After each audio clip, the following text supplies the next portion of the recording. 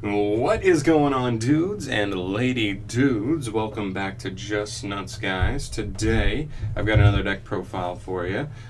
This time we're looking at Zoodiac. Now, this is a deck that just got some edits on the ban list. We got the addition of Barrage going from 3 to 1, which hurts the deck, but also we got Drident from none to 1, which actually makes the deck playable. So, it works. Trust me, it's better. I know it seems like give a little, take a little, give a little, but it definitely still works, and it's better for the deck. The deck is actually playable now. I actually think it's a pretty good deck.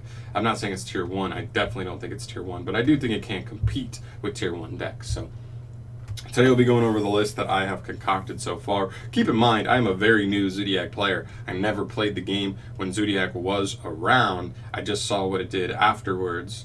Like after it was already banned and said and done, I was like, oh man, the mechanic is so cool. I understand why it was busted, but also the mechanic is so cool. And if they were nerfed and put like correctly, they had a correct concoction of like Banlist hits so that the deck couldn't go crazy but still do some cool things, then I'd be interested, and that's exactly what we've got here. So without further ado, let's just jump right into this. So I'm playing a more pure variant, pure, like I guess you could call this Zodiac control. Yeah, I don't know. That just gives you a heads up. So, starting with the monsters, we've got 3 Zoodiac Thoroughblade. He is one of your best cards. He's very important. He says on normal or special summon, you can discard a Zoodiac card to draw a card, and then if he's equipped as a material to a Zoodiac monster, that monster gets piercing battle damage as an effect. And also, it's very important to note he is actually 1600, which he has the biggest attack stat of every Zoodiac main deck monster, which is very important once you include like how the Zoodiac extra deck monsters work, because they gain the stats of their materials. So it's very important that he is 1600, because it makes your monsters bigger and harder to just get over super easy for your opponent. Next up, 3 copies of Whiptail. Whiptail, also very important. This one's probably my favorite one, honestly. This one or Ram. Honestly, I like them all, but Whiptail's really clean. She has a quick effect where if she's in hand or on field, she can just quick effect attach herself to a Zodiac Exceed, which is very good. She's 1200, so again, like an okay stat to like, especially when you can start combining the stats. She gets like stuff very big. And then the most important thing about her probably is when she is attached to a Zodiac monster as material, if that monster battles any monster, at the end of damage calculation, you banish the opponent's monster, whether you win or lose the battle. You could. I've played like against Paleos, and you attack into like a 2000 attack point Paleo or 2000 defense point Paleo, but you have this on a Zoodiac. You eat 800 damage, but you just get to banish the Paleo. They don't get a Ronin engraved. They don't get to float off of swap, or not swap, dupe, and then like. It works. It works all the time. And then same thing, like even if you have to sacrifice and attack in something and lose your monster, at least you get like a non-targeting, non-destruction banish of an opponent's monster. So Whiptail's very good, very versatile. You can do battle phase shenanigans where you go like attack with Whiptail, then a quick effect give her to an Exceed monster, and then that monster has 1200 more damage to then push into your opponent as well. So you can kind of stack damage like with Lycoris and Trickstars. It's kind of what it reminds me of. There. Next up, we have 3 copies of Ram. I really like Ram as well. He has 2000 defense, which is the biggest single stat of any main deck one. So if you're looking for just a bigger stat, this can just at least get you a 2000 defense point Drident, which is pretty nice. If he's destroyed on field by battle or card effect, yours or your opponent's, he can target a Zodiac monster engraved other than himself and just reborn it. Very nice for an extender or just a floater. And if he's attached to a Zodiac monster as material, if that monster is targeted by a trap, activation, or effect, you can detach a material from that monster to negate that effect. Also comes up, really only comes up in like specific like back row matchups, like I guess like Subterrors, you're negating like crackdowns, compulses, stuff like that. Paleos, like everything targets in Paleo, so it's actually very good versus them. And then I guess other stuff, like it could come up against Altergeist and stuff like that. But yeah, it's pretty good. I really like Ram too. And then the last one you play is 1 Rapier. You got to play it. It's just super good. It's 1 card Megaclops, as if it's your normal summon. It dumps either combo or it dumps a Ram to do your combo. Funny. But yeah, it's really good. I don't really want to like it dumps any Zoodiac card on normal summon, and then if it's attached to a Zoodiac monster, you could, as material, you can detach a material to special summon another Rat Pier straight from the deck. Rat Pier's only at 1 on the ban list, so you can't use that second effect, but I think that's probably for good reason. This deck would be able to like link spam like no other if that was the case. So I'm okay with Rat Pier staying at 1, honestly. So that's it for the monsters, just 10. You really don't need it because we have like search cards we'll get to in a little bit. For the rest of the monsters, we're on 3 copies of Ash, Blossom, and Joyous Spring, 2 copies of Ghost Ogre and Snow Rabbit, and then 2 copies of DD Crow. These are the monster hand traps I'm playing. I think you need to play some stuff for going second. The deck really can't break through a ton of negates. It can break through 1 just because of Drident, like baits negates like super easily, but you do need to slow your opponent down. So I feel like Ash is just generically the most generic one, like good, like over every matchup. These 2 are a little more specific, but they should have a use in almost every matchup, but they are a little more specific, so at least they won't be 3 ofs if I end up playing a matchup that they're not particularly amazing in. And we have another hand trap, but you probably already know what that is, just based on the fact that I didn't show you it yet. Alright, moving to the spells though, we've got 3 copies of Fire Formation Tenki and 1 copy of Zoodiac Barrage. This is just basic consistency stuff. This card just searches you any Beast Warrior and gives a 100 buff to all Beast Warriors you control. It's very good. The buff actually can matter for sure. It takes multiple usually for it to start to matter, but it can. But yeah, mainly it's just consistency stuff. Very good. Makes it so opening either Rat Pier, you have 4 copies of Rat Pier in your deck, or opening Ram plus Thoroughblade is much easier because that's your other like 2 card Mega Clops, which is very good. And then Barrage, this is like probably the best card in your main deck. I mean, it just specials a Zoodiac for free straight from deck. And if you didn't have to pop itself, you open it with like Ram, it's like even better. So yeah, this card's really good. Alright, moving on, we have an extender in Monster Reborn. This is just a really nice extender. This card usually means you can make a Mega Clops with like almost any hand you opened. I think all you need to do is like open a Zoodiac and like you can potentially do this. Actually, it's not guaranteed, but it's definitely like it's very good, and like it's just super versatile. Like if your opponent has something like just a big beater in their grave you want to reborn or something, like really good, and can help you get the Mega Clops just off reborning their own Exceed monster. Who knows? But like yeah, it's just good. It's just versatile. It's good in the deck. Gets you you know, a follow-up play, gets you the ability to potentially play through Disruption, depending on what it is. Like, it lets you play through a Judgment, which is really good. 2 copies of Cosmic Cyclone. Obviously, depending on the meta, like, if decks weren't, like, I don't know, contingent on their spell or trap or, like, being engraved, then, like, obviously you could just play Mystical Space Typhoon over this, but right now I'm just playing this, like, might as well save yourself the life points if you can. But for right now, this is like the main deck Mystic Mine answer. Because if you have Drident, you can technically respond with Drident to pop Mine, but otherwise you'd need like Cyclone or like to already have like a Judgment or something, like stuff like that. So you really don't have a ton of outs, but this could be one of them. And just also back row can be a pain for this deck to deal with. So this just helps with that as well. Just a nice like middle ground card. It can be good in like a bunch of different situations. For the draw power, so that's a proxy of that. This is what I'm playing right now. I'm trying it out for draw power.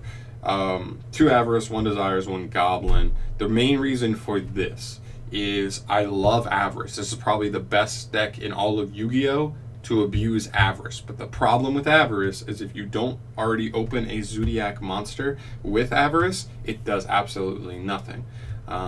You won't even be able to activate it. So the idea here is if you go all in on 3 Avarice, it's going to increase the chances of you drawing Avarice without a way to even put 5 monsters in the grave, which is just a really bad situation. You never want to be in that situation, so I try to stay away from that a little bit. It's still insanely powerful. If you're in a grindier match and you drop this, it means you're probably just going to win.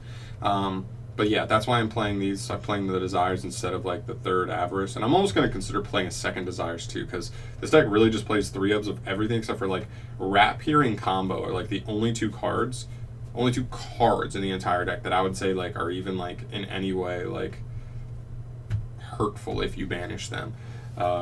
So like Desires is really nice in that regard. Everything else is at 3 pretty much. And yeah, it lets you, it helps you draw into a Zoodiac monster if you don't already have one, because that's the only way you just don't play in this deck, if you don't see a Zoodiac card. So this is really nice for that. And then obviously this could be another Desires, but for right now I'm just going 1, 2, 1, and 1. This one's like the most busted when it like resolves, but like this one helps you get to Zodiacs, this one just helps you get to Zodiacs, and so they're more consistency buffs instead of like power like Avarice is, in my opinion. And then we move to the traps. So I actually played a decent amount of traps because we're playing Zoodiac Control. Start with 2 Compulse and 3 Impermanence. This is the last hand trap, bringing our hand trap total up to 10. So I feel like that was a pretty good number for going second. Compulse, this was like my flex trap spot. I had 2 slots for a trap that I was like, what do I really like? Compulse is like one of my favorite trap cards in the game right now. It's just so versatile. You can bounce your own stuff when you're playing against Mystic Mine if you only had 1 monster, and then that can out Mystic Mine. You can bounce it up. You can use it as a disruption. You usually do just to bounce stuff. It's very good against Shaddoll Invoked, Salaman, great. It can almost just end turns for those decks. It's really, really good. So that's the one I decided to play, and then obviously Impermanence, just Impermanence. Then finishing up the trap lineup, 3 Solemn Strike, 3 Solemn Judgment, and then the 1 combo.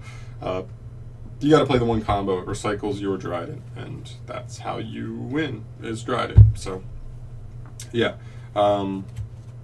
Yeah, I just feel like the Solemns are like so good. The idea behind like the traps in this deck is that you could potentially play just like a ton of hand traps, but I felt like hand traps usually aren't as impactful as trap cards, so I wanted a combination of hand traps that are like more versatile. They can go first, they can go second, still be disruptions either way, but also combine it with the traps, which give you more of a power. Like they're stronger disruptions. This is a negate and destroy. This is a negate and destroy. So I just felt like they were more powerful in terms of like defense and like slowing your opponent down than the hand traps were, and so it ends up being a little more resource efficient when your disruptions take out more of your opponent's play per card, I guess. So that's the idea there. That's for the main deck. 40 cards, like I said, like we're really trying to open a Zoodiac card at all costs, so not really risking playing more than 40. Then we move to the extra deck here. We've got 3 Tiger Mortar, 3 Chiaka 9, 1 Drident, 1 Borbo, and 1 Tiger Calm, or Hammer Calm, not Tiger Calm. This is a pretty standard extra deck lineup for the Zoodiac stuff. These 2 are super important. This one just equips a Zoodiac monster from grave as material to any Exceed monster on the field. Chaka 9 special summons any Zoodiac monster from grave, but its effects are negated and it can't be used as material to summon an Exceed. Drident, it's a quick effect to just target any card on the field and pop by detaching. Borbo can attack directly, that actually can come up, and then otherwise these 2 just end up being extra material. Sometimes you want to, like, if you're planning for the future and ending on a mediocre play, sometimes you're just like going to end on Drident, so you just put on an extra material or 2 so that like if you have like Ram, you can keep the 2000 defense while still being able to like detach one on your opponent's turn to disrupt them. Then on your next turn, detach Borbo to pop again, and then you still have the 2000 defense. You don't have to give up that stat line just to like pop something. So that definitely comes up. But yeah, the lineup's pretty good.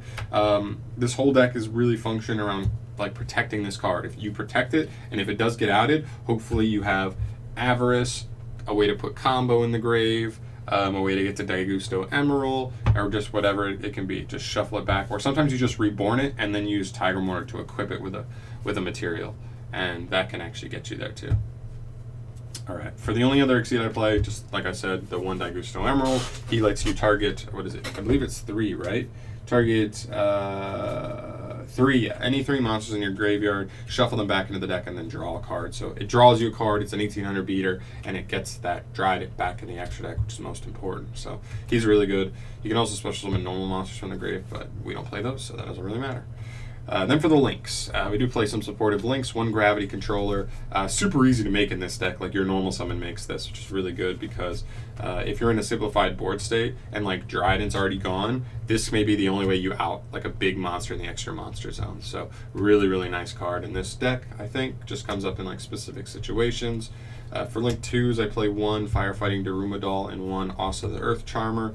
These are like kind of like flex spots as well. I wasn't entirely sure. Like you could technically play Phoenix over this, but I think this has like extra synergy in the deck, and I don't think it's overly like harder to make than Phoenix. Like Phoenix is technically a little more generic, but like you're pretty much using all Beast Warriors in this deck. He targets any spell or trap you control and your opponent controls and pops them both. If he destroys a monster by battle, you can add a Beast Warrior back from Banish or Graveyard, and he gains 100 attack for every Beast Warrior on your field, including himself. So he'll be 1600 just for himself. Then if you have one or two others, he'll become 17, 18, and then being able to beat over stuff is actually pretty easy at that point. So yeah, he's really good. He's really nice. I think he has extra utility than over Phoenix. Asa, she's pretty cool as well. She's just kind of like an Earth support card. She takes any two monsters as long as one of them is an Earth.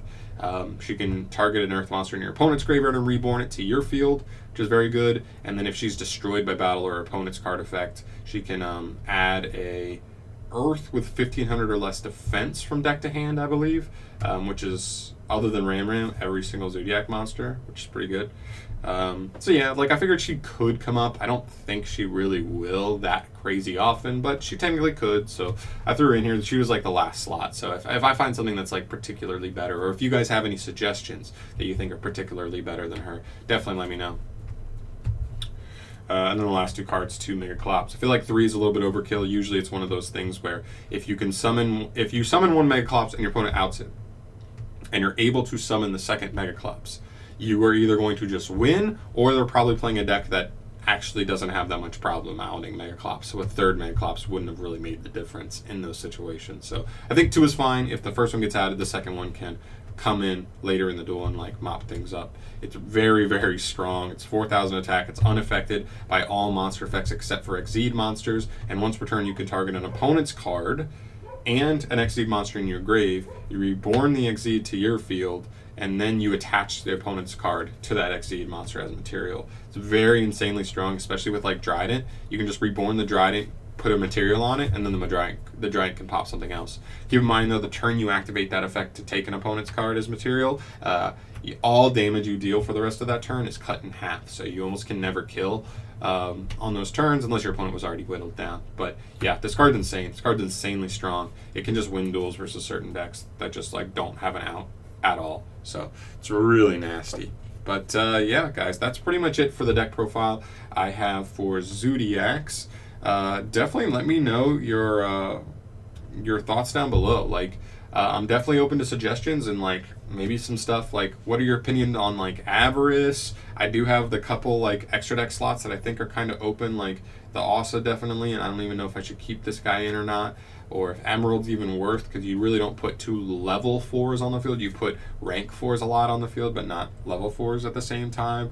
I don't know. Let me know your guys' thoughts down below. I'm really curious to see what you think, and if I'm definitely open to any suggestions. Keep in mind, this is just my first time attempting to ever build Zoodiac, so I'm really new and I'm testing it out, but it's been going pretty well so far. The deck seems pretty good. It grinds like a motherfucker. It's consistent, really. Like, it's really consistent. The one thing it's lacking is really power. You're not ending on insane, crazy boards.